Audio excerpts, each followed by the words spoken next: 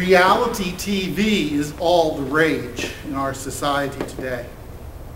And I confess, I'm thankful I have a DVR so that I can record one of my favorite reality shows and then skip through all the drama to get to the parts that I really like.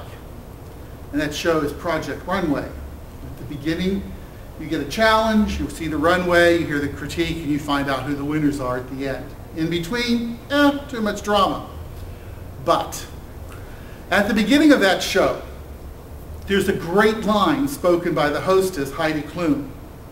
In fashion, one day you're in, the next you're out. And I believe our readings today are about whether we're in or we're out. And there are many levels to that in and out being played out in the scriptures today.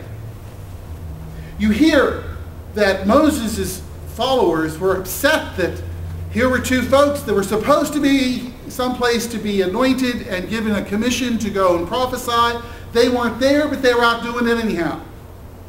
Same thing happens in the gospel. Gee whiz, someone who wasn't one of the 12 was out working miracles in the name of Christ. Wow. They weren't concerned about Christ, they were concerned about, he's not one of us. Jesus says, you don't have to be part of that inner circle. You just have to believe in him. Because no one can speak ill of Jesus and at the same time go out and do works in his name. In and out.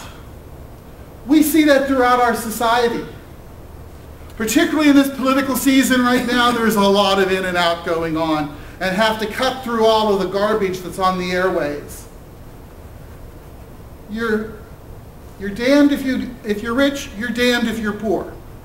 You're rewarded if you're rich, you're rewarded if you're poor.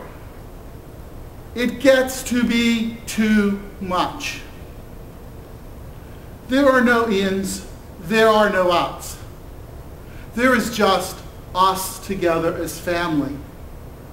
And that's the point Jesus is trying to make to us.